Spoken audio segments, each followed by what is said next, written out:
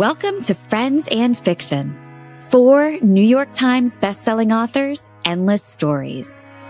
Novelists Mary Kay Andrews, Kristin Harmel, Kristy Woodson Harvey, and Patti Callahan Henry are 4 longtime friends with more than 70 published books between them.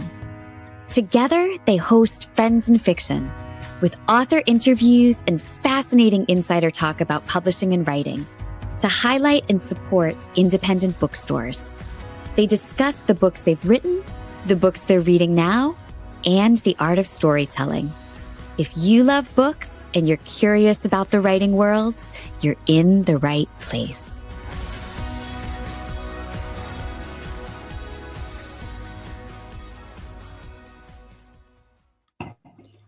Hello, everyone.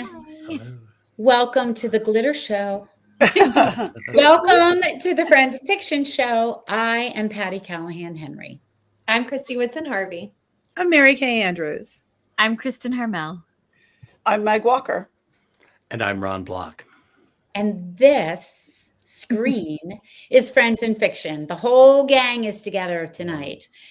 4 New York Times bestselling authors, 1 rock star librarian, and our cat herder, managing director, and all around organizer and friend, Meg Walker. So we are thrilled to be all gathered together with you tonight for our 1 live show of the month to celebrate the release of our very own Kristin Harmel's newest novel, The Stolen Life of Colette Marceau, which is, of course, I know you don't doubt it, our Friends in Fiction pick of the month for June.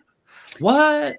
I know people, you guys. I know. You have friends in low places. So because it's a live show, we will be able to see your comments and questions in real time.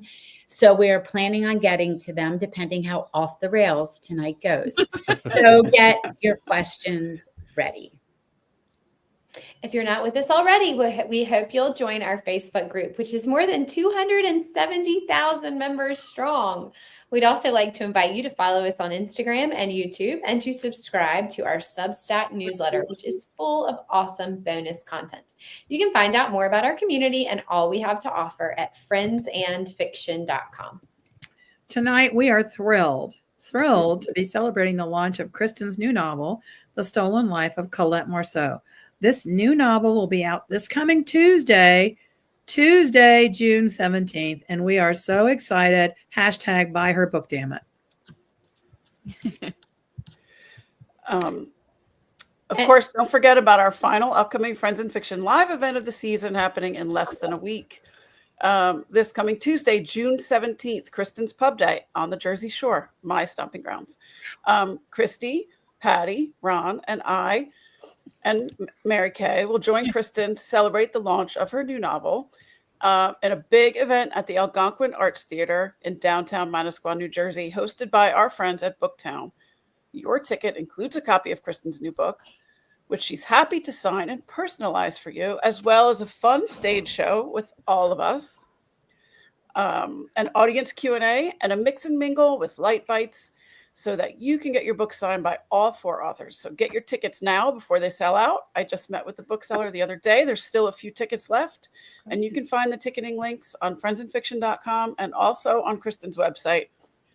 Fun stage show is one. Yeah. I love it. Yeah. That's one way to put it. Yeah, that's Go on, Meg. I think you have more. I do. I have one super quick announcement. As you may have known, if you've watched the Friends of Fiction social media, we ran a super fun giveaway over the past week, giving away 8 fabulous beach reads featuring new books by Mary Kay, Kristy, and our 6 author guests from our last week's episode. And now I'm ready to, Patti, can I get a drum roll? Yes, I love when you ask me.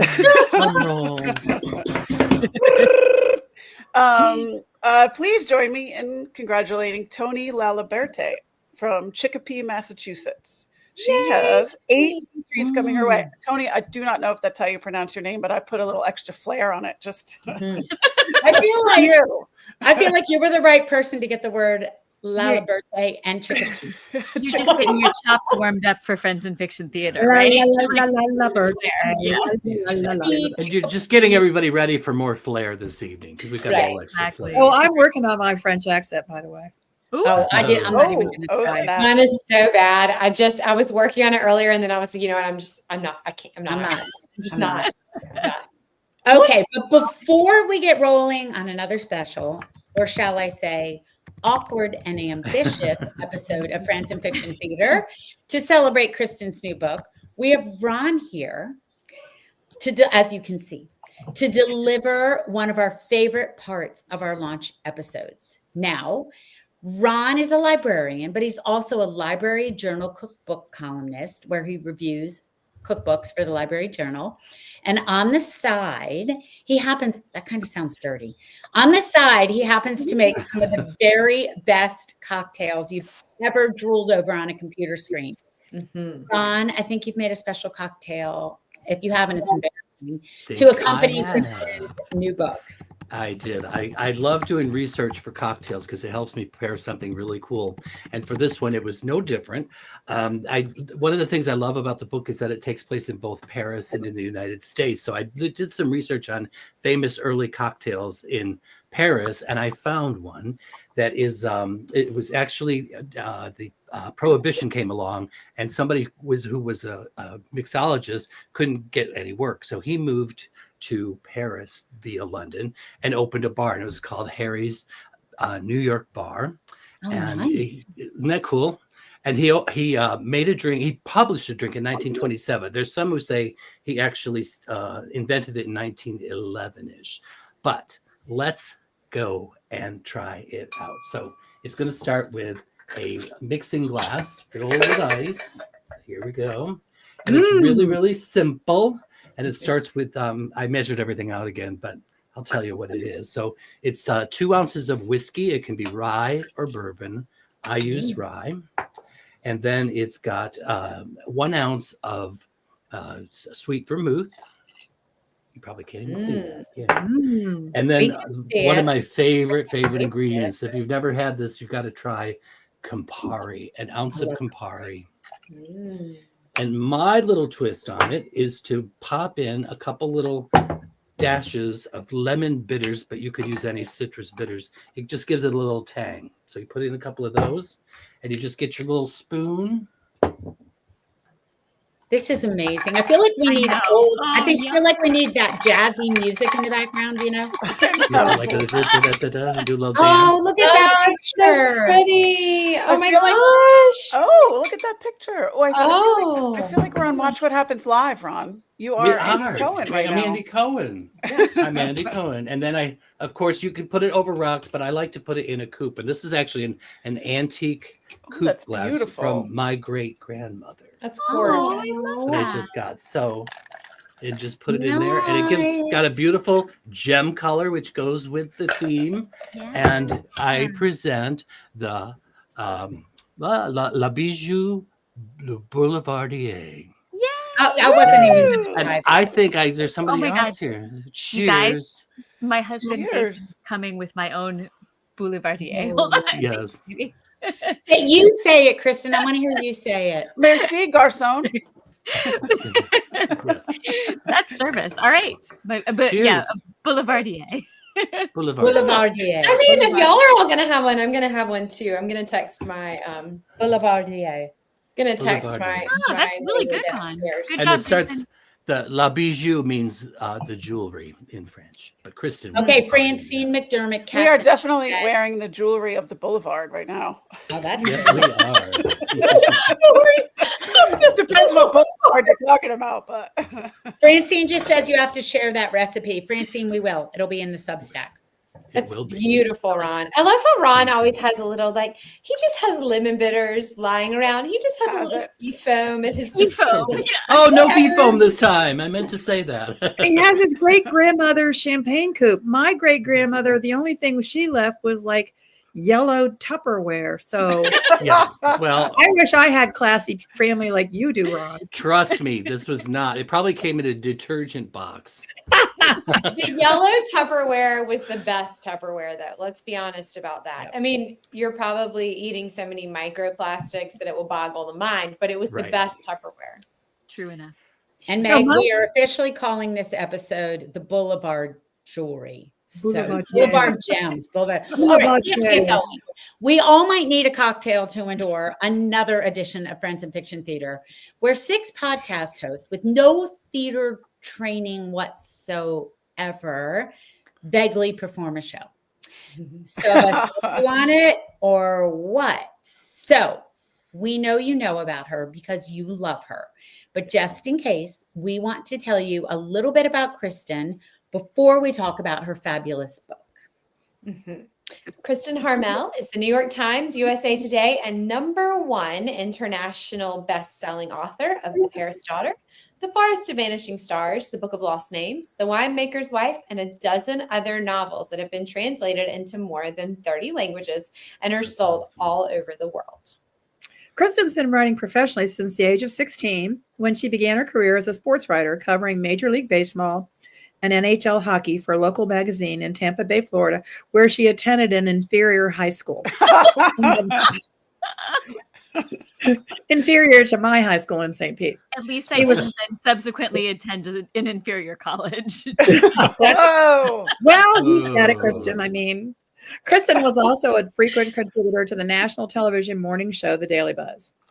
Kristin now lives in Orlando with her husband and son, a breast cancer survivor.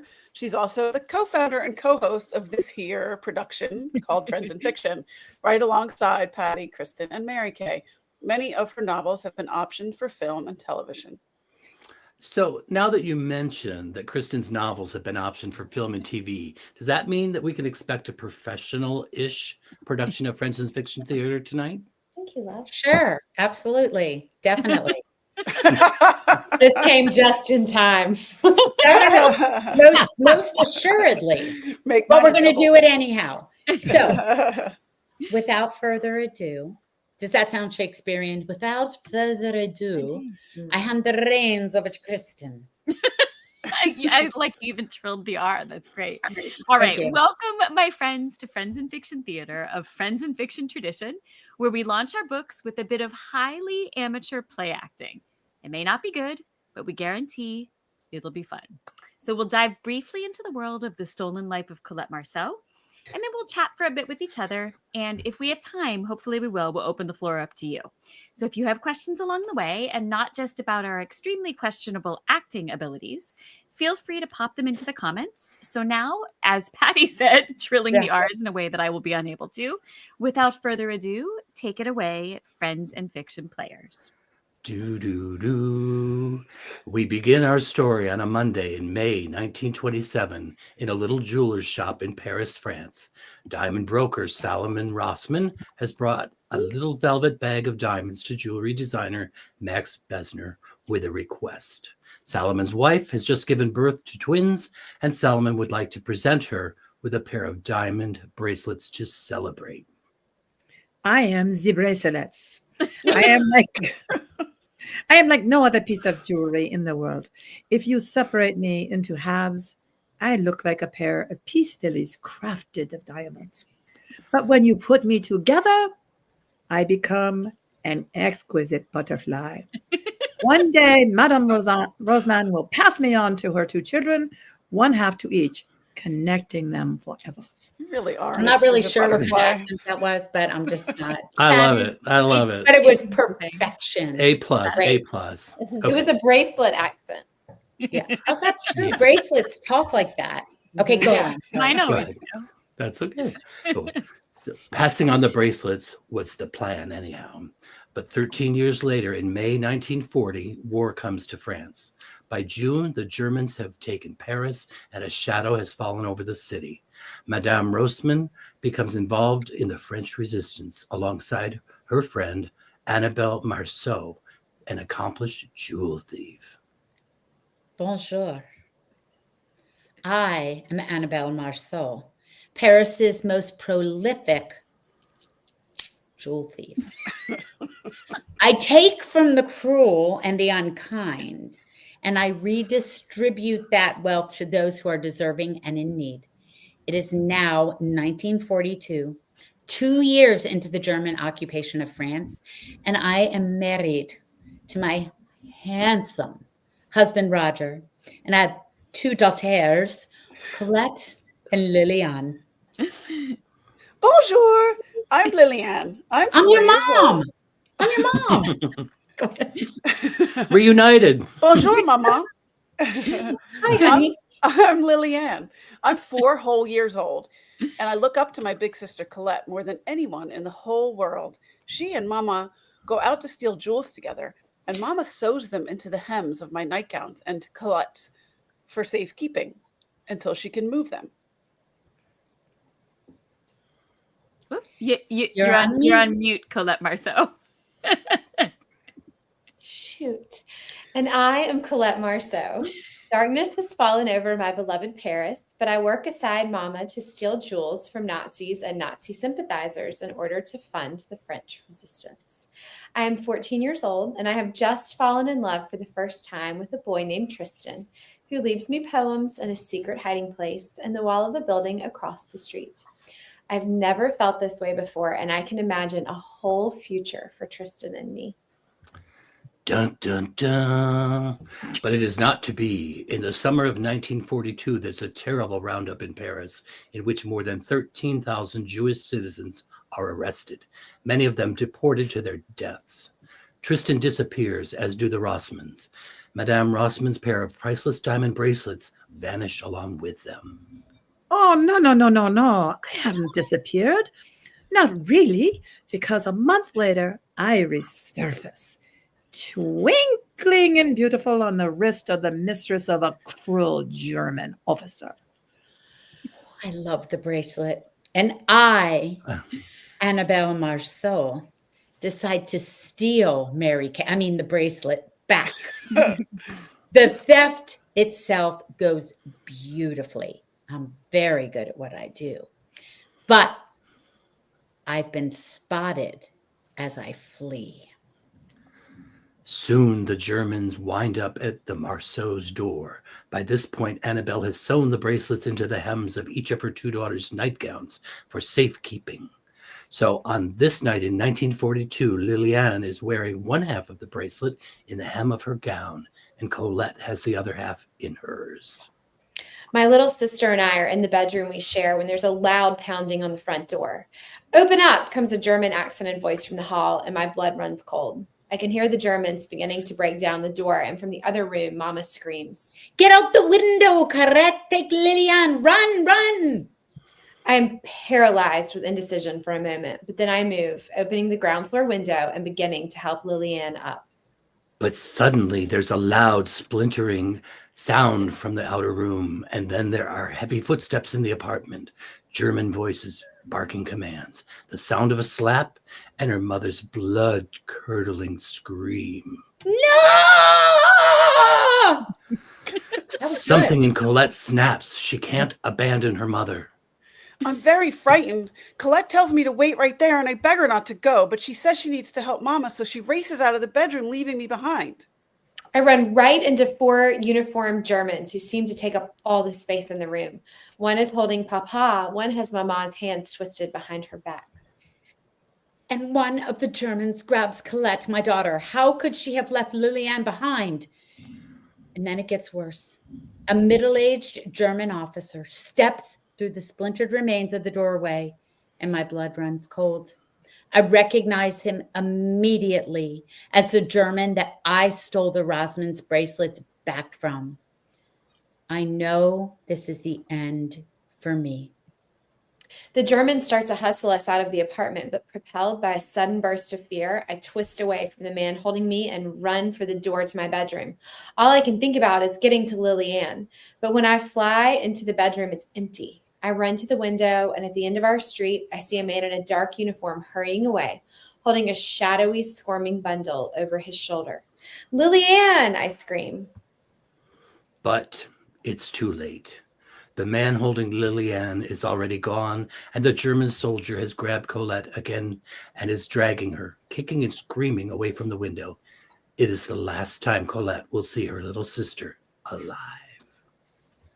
and it is the last time her sister's half of the bracelet will see the light of day.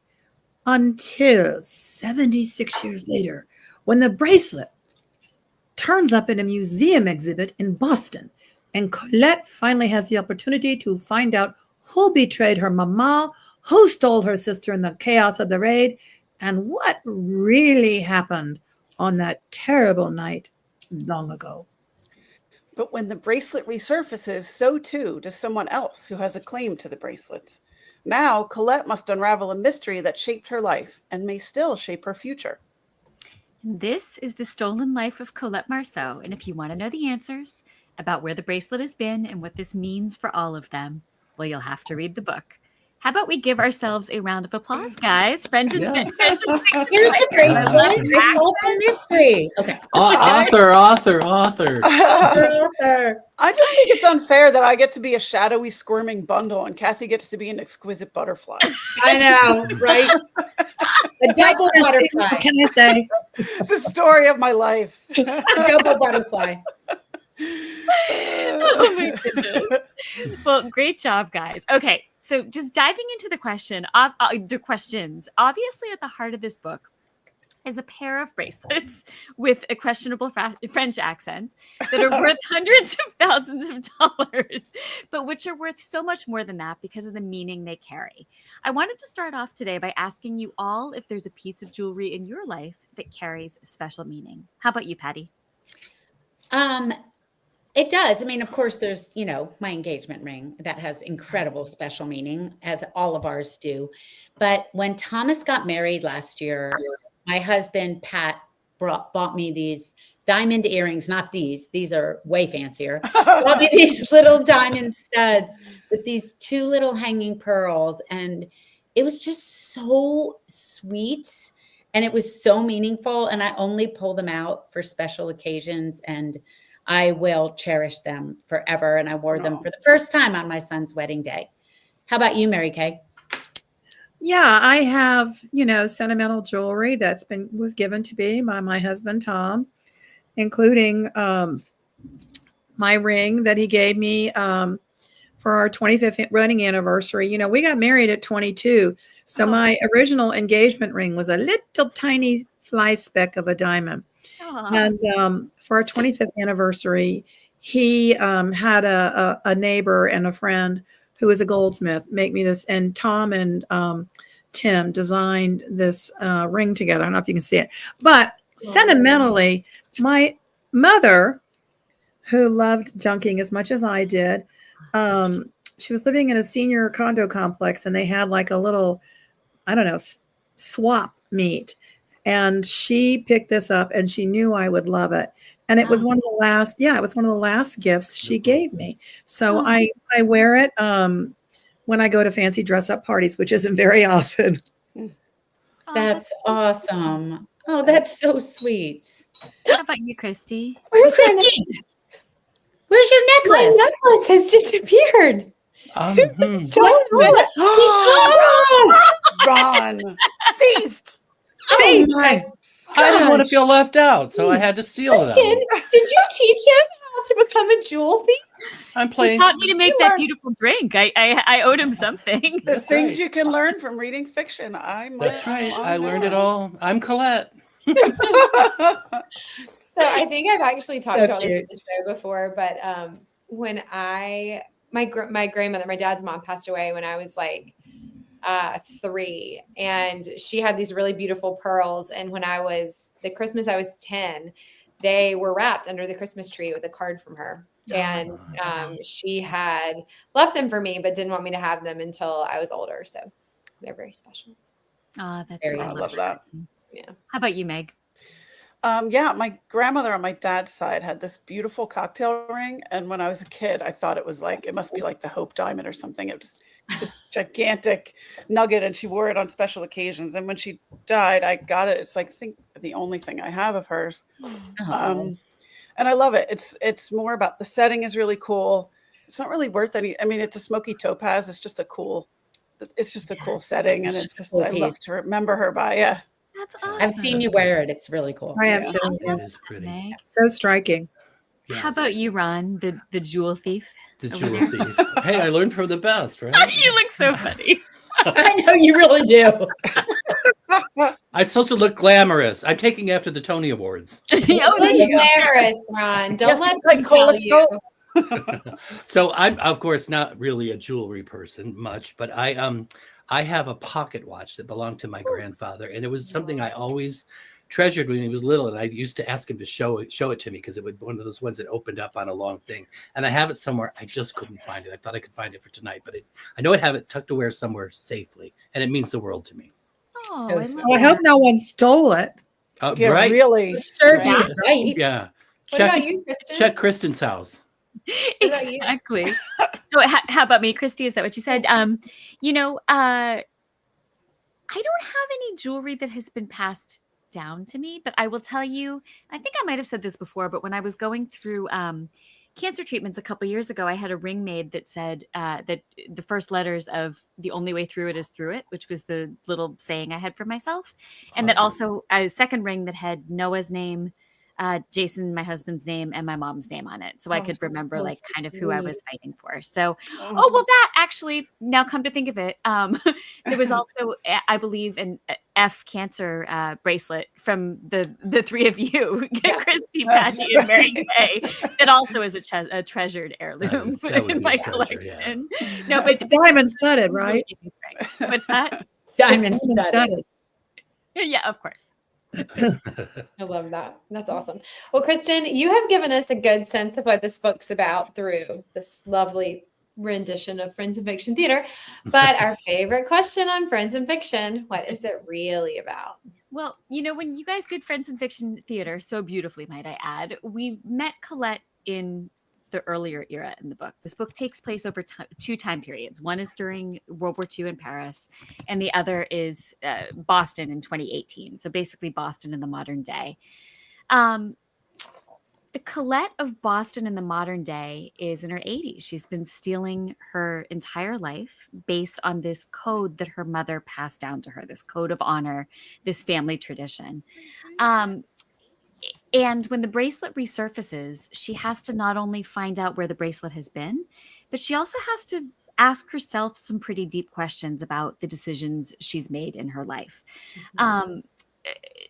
including how much of her life has been charted by her own decisions and how much has been charted by the decisions her mother made for her that she adhered to because she felt such a sense of guilt over what happened to her mother all those years before, guilt and responsibility. So when you ask what the book is really about, I think it's about learning to lay down those burdens that shape our lives when they shouldn't. And I think it is also about the idea that it's never too late to make a change, because Colette is in her late 80s and she has to come to the realization that she's more than just a jewel thief. I mean, she's defined herself by this thing that she does she has done for all these years. But I think she has to figure out that she's also a woman worthy of love and admiration and respect and family aside from all of that. And I think it's never too late to find your way to the better version of who you could be. I'm trying. That's No, a I'm kidding. Yeah. Okay, so Kristin, you've written other books about women doing extraordinary things in life, but also in help with the resistance efforts. You've approached this in the Book of Lost Names, The Forest of Vanishing Stars, The Room on Rue Amelie. Why? And maybe you can't even say why. Sometimes these things interest us or niggle at us and we don't know why, but could you even begin to understand why these women doing extraordinary things always appeals to you? Yes. I think it's because World War II gave us such wonderful examples of ordinary people doing extraordinary things. I mean, it was a period of time where if civilians had not stepped up, the fate of the world would have changed. And the civilians who stepped up largely were not people who had any special training or any special positions or any special abilities, except jewel thievery, apparently. But they were people who decided to use what talents they had to make the world a better place. And that's what we find Annabelle and her daughter Colette doing in the 1940s storyline in The Stolen Life of Colette Marceau. I mean, for generations, their family has stolen from the cruel and unkind and given to worthy organizations. And this is never more important than it is to the backdrop of World War II in the midst of a war zone. So they have a skill and a talent, and they decide to use it even at the risk of their own lives to make the world better. And I think that that's something that is a message that should resonate with all of us, that we don't have to wait for the opportunity to be delivered on a silver platter to make the world better. We can do it every day through the little decisions we make in our lives and through the little choices we make to put our talents into the world for the betterment of all. So I think that's one of the reasons why that period and those storylines continue to resonate with me. And you approach it from so many different angles, right? Like you take this kernel you care so much about, ordinary people doing extraordinary things, and you find new ways to show it. It's amazing. Well, thanks for saying that. I mean, I feel like there are so many real life examples of people just really rising to the occasion that the biggest problem is figuring out which ones to focus on. I mean, there's so much inspiration to be found there. So yeah, thank you for asking that. All right. So I want to talk a little bit about moral choices. So in The Stolen Life of Colette Marceau, Colette is very much in a gray area. So she steals during the war, when I think we could all agree that theft from the Nazis to fund the French resistance is justified. But then long after the war, she continued stealing, believing that with each theft, she is rebalancing the scales of justice. So for me, that was really interesting to explore that moral gray area, because in some sense, she's doing good. But in another sense, she's very clearly violating the law. So I guess what I'm wondering in the midst of all that is, have any of you written characters who face complex moral choices where the answers are not always clear cut? How about you, Kathy? Yeah, I wrote a book called Little Bitty Lies. And the protagonist of that book, her husband disappears and takes everything. He empties out the bank accounts. He's mortgaged the house in a way she could never pay it off. And so she comes to the very difficult decision. And she has a daughter who's going to be a senior in a very expensive private high school. She has no idea how she's going to pay that kid's tuition.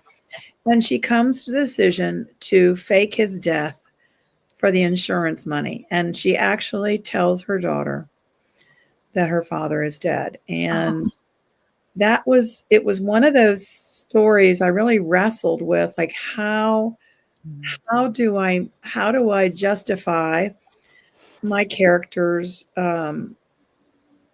really morally wrong, ethically wrong decision to do this? And how do I not alienate my readers? And so that was a fun one. And it was like every step of the way I thought, am I jumping the shark? Am I jumping the shark? Is this it? But it was an interesting book to write. You know, Kathy, that's interesting you say that, because that was really one of the things I went through with this book too, thinking about, if I give her this vocation that is criminal, am I going to lose the reader's solidarity with her, right? So one of the things I did was to give her a woman named Aviva, who's kind of like a daughter to her, who feels the absolute opposite way. And so when she reveals her jewel thievery, I think the reader's feelings are very well expressed through Aviva's protests against them. It kind of gives us an opportunity to hear her rationale for that. How about you, Kristy? Have you more characters? Sorry, I feel like every single book that I've ever written has like a woman in a gray area where she's like doing something that you're not really sure. But I cannot think of one example that is not like the spoiler of the novel. I've been thinking about this like all afternoon, and I'm like, okay. I mean, but I will just say, I mean, I think like maybe like a fair amount of people in the audience have read Peachtree Bluff. So I'll use that as an example. So slightly south of Simple, there's a character named Ansley. and she does something that is very, very morally questionable. And it was actually based on something true that someone told me. It's kind of like a deathbed confession. And I remember waking up in the middle of the night before that book came out in a cold sweat. And I was like, I cannot believe I wrote this. And I'm asking like these readers to not only come with me on this, but to come with me on it for 3 books in a row. Like this was a terrible idea. But I think pretty much all of my books have something like that in them. That's like, there's no, and I think our lives are like that. Like sometimes, we think everything's going to be black and white, but it just rarely is. Well, the moral dilemma is what makes everything interesting, I think. Right. Exactly. Yes, like I feel like as a writer, the most interesting place to play is in that gray area, right? Yeah. I mean, if everything's black and white, there's really no story. I feel like There's no conflict. I don't know if you guys ever consciously think this, but sometimes I'll think to myself, like, but if I can like redeem her from this, then like what a challenge that will be for me. Like, I don't know if you guys ever think about it like that. But no, that's a really good point. And actually, for those people out there who have already read The Stolen Life of Colette Marceau, who have read early versions of it, I'd be really interested to hear your opinion in the comments about whether that's redeemed or not, or whether she's redeemed herself or not. Yeah. Patti, how about you? Have you written a morally complex character? I mean, I think, like Kristy said, I think they all are in their own ways. But I mean, I'll just talk about my last novel, The Story She Left Behind. The mother left her daughter, and you want to hate her. But as I say when I give my talk, don't judge her yet, right? Like find out her story, and then we'll figure it out. Then we'll figure out whether you are going to judge her or not. And I think that's the whole thing. Like you have to find out what the background and the story and the ghost and all of that is. Yeah, absolutely. You're totally right. Yeah. One of the things that struck me about this book is that it includes the theme of found family, with Colette being cared for by Frederic and Marie after the death of her mother, Aviva being taken in by Colette, and Lucas being raised largely by his grandparents. Kristin, can you talk a little bit about the importance of found family in this book and also in life? Yeah. So in this book, I feel like everyone's family has fractured. I mean, we found out a little bit about what happened in Colette's family when she was young, right? Her mother's arrested and executed. Her sister is taken away, never to be seen again. And Colette is very much left alone in the world. And she goes through a lot of her life alone, but as life progresses, she does find her way to a family that feels like hers. And some of the people who are in her orbit have had a similar experience. They've lost loved ones. They've had tragedy. They've had things happen to them that have left them adrift, and they've found each other. And I love that idea that family isn't just the people you're born to. It's also who you find along the way, the people you want to bring into your life. And, when I was thinking about this, because actually found family was something my publicist mentioned to me a couple weeks ago when I was saying like, okay, here's my list of questions I'm going to go out on tour with. Do you have anything to add? And she said, well, this theme feels really strong to me. And I thought that wasn't even something I had really consciously thought about. But it's something I feel like that's been so important in my own life too. I mean, what is Friends in Fiction if not a found family for all of us? I mean, I feel like this is the family I didn't know I needed, but now I can't imagine my life without you guys. I mean, this is my family, and I feel like I've chosen it, and it means so much in my life. So, maybe there are echoes of that in the book as well. I love that. That's Way sweet. to make us cry, dude. I know. Yeah. It never fails. Never Diamonds fails. and tears. I give it all. Okay, so speaking of found family, I think we have time for a few, maybe 2 or 3 live questions from the audience. So Meg, will you grab the first one? Sure. So Esme on Facebook is asking, was there a piece of jewelry, Kristin, that inspired this story? No, and actually, it's an interesting question, Esme. Thank you for that. I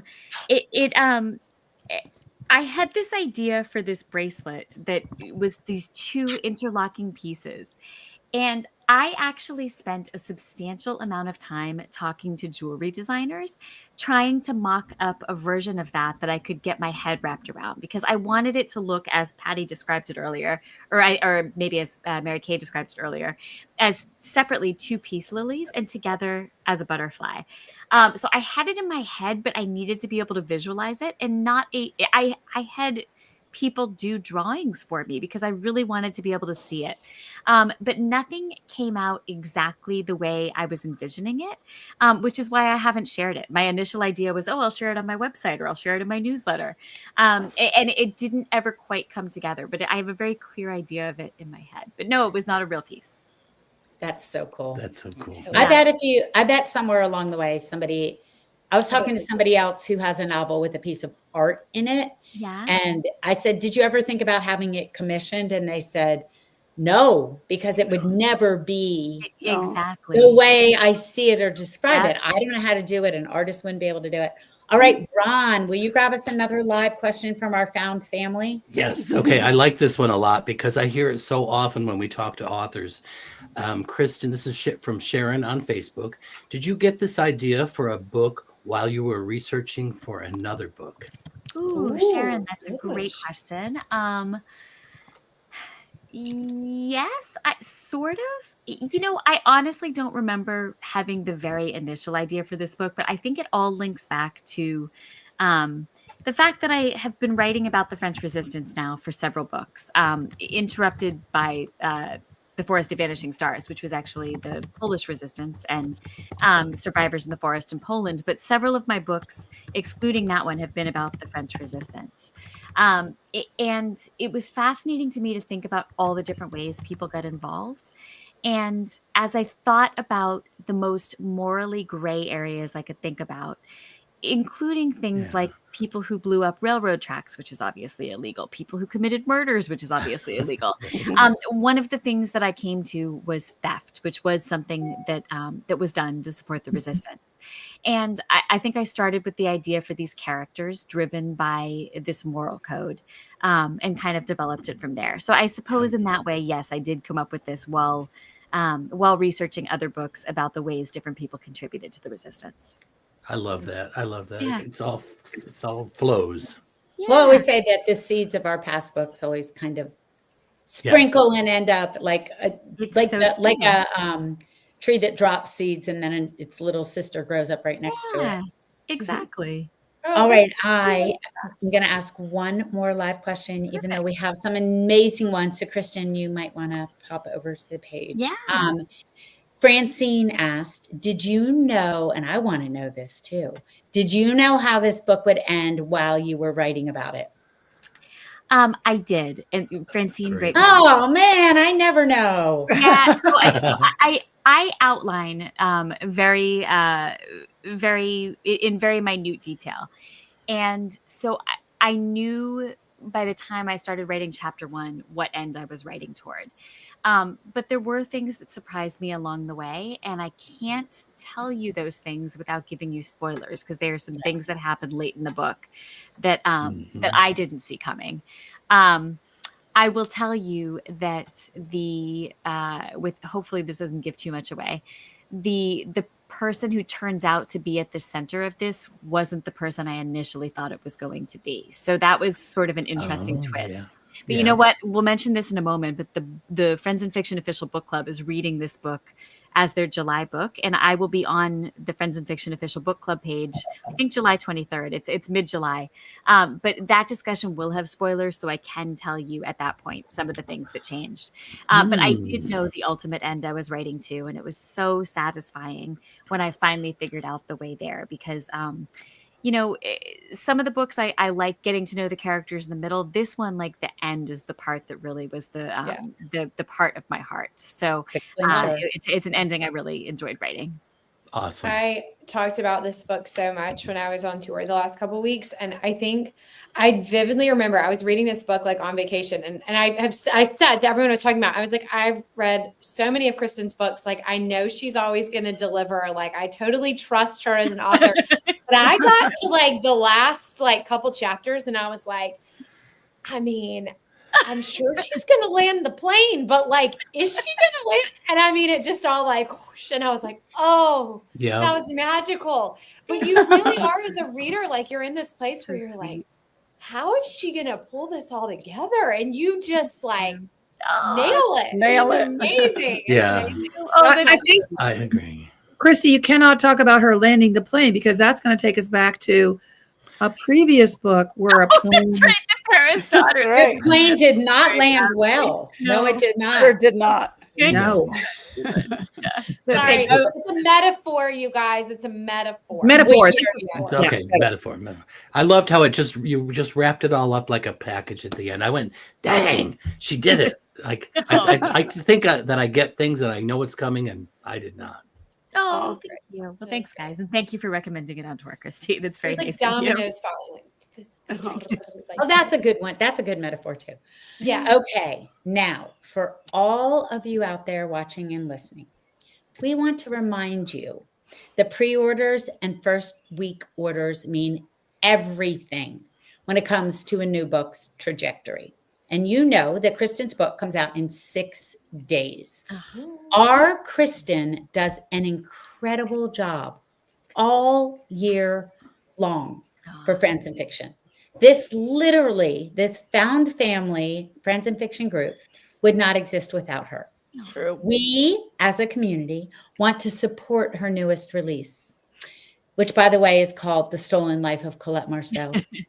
The first in 2 years. There it is.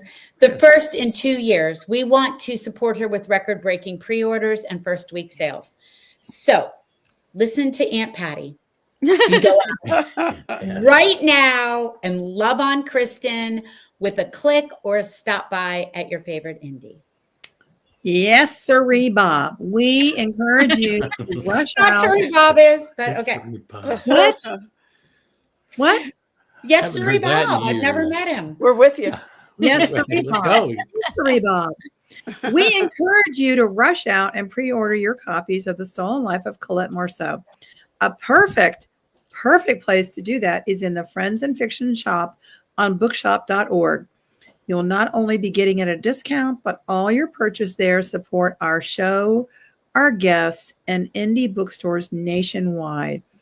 In other words, hashtag buy her book. Damn it. Aw. With an Please. accent aigu. Say that in a French accent. Yeah, do that in French. In other words, buy her book. Damn it. There you go. Damn it. Please, Kristin. S'il vous plaît. S'il vous plaît. Yes, s'il vous plaît. Bonsoir. Merci Au revoir. Rendezvous. Also, Fromage. fromage. No fromage. Also, Okay. Yeah. cul-de-sac. Yes. Cul-de-sac. Cul-de-sac. A very important French phrase tonight. Please, Kristin, can you remind everyone where they can get their signed copies? Yes. If you watch our show frequently, or listen to our show, you probably know about the Oxford Exchange subscription box. They still have signed copies there.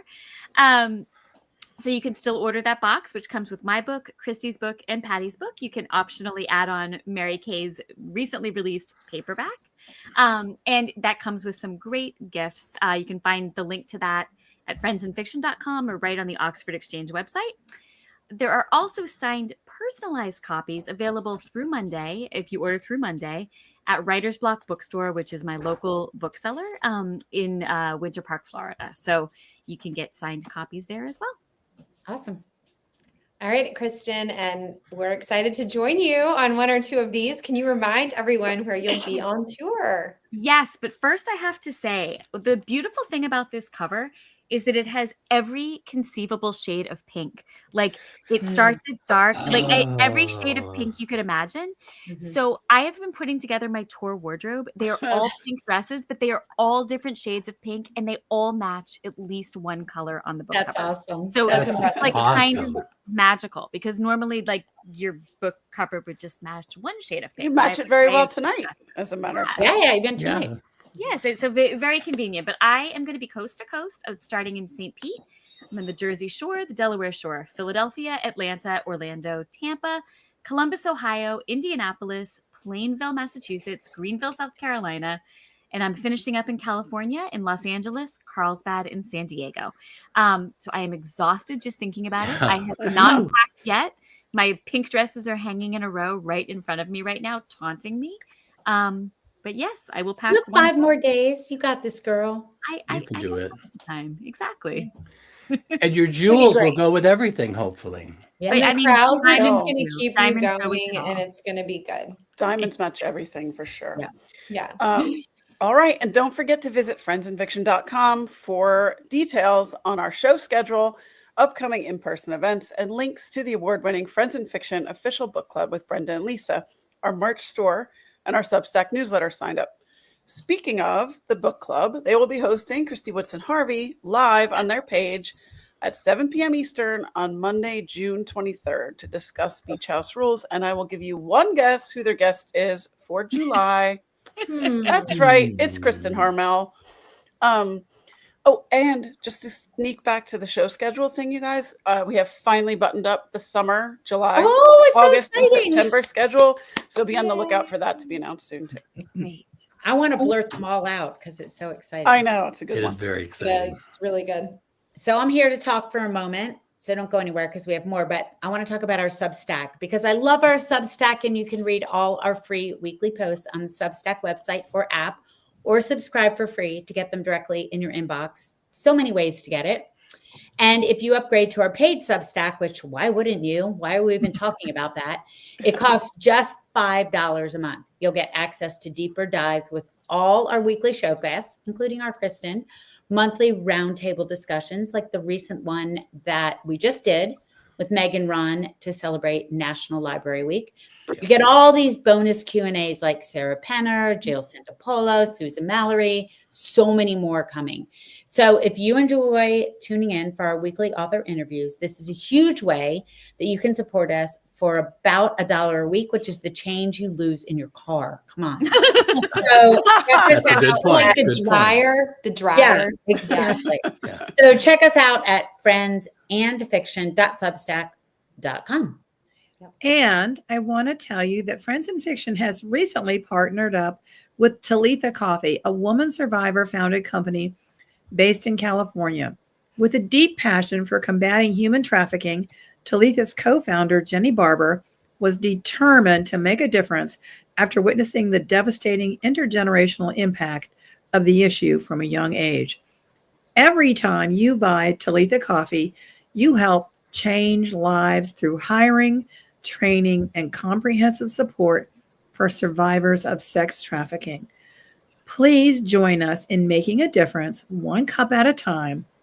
To mail order Talitha's ethically sourced, intentionally roasted coffee, visit www.talitha.com/friendsandfiction. That's awesome. Nice. Okay, and be sure to tune in next week when Mary Kay and Kristy will welcome the just announced instant New York Times bestselling New York Times author bestseller. Julie Clark to discuss her new novel, The Ghostwriter. That show will air live on the Friends and Fiction Facebook page and YouTube channel on Wednesday, June 18th at 7 p.m. And it will be published on our podcast for your listening pleasure on Friday, June 20th. Now listen, congratulations, Kristin. We are so excited happy for for you. you. And Can't wait for it we to be in the are world. going to be cheering. I mean, we're going to be with you on Tuesday, but we are going to be cheering you on, all our energy behind the book and behind you on book tour. Yeah. And for all of you out there, thanks to all of you for being here with us. We have so much fun with you. We will see you next time. And don't forget, you still have time to come see us on Tuesday on the Jersey Shore. I think they're almost sold out, but maybe Almost. Yep. So good night, everyone. Good night. Cheers Good to night, Kristin. everybody. Thank you. Cheers. Cheers. everyone. Good night. Cheers. Thank you for tuning in. You can join us every week on Facebook or YouTube, where our live show airs on Wednesday nights at 7 p.m. Eastern Time. Also, subscribe to our podcast and follow us on Instagram. We're so glad you're here.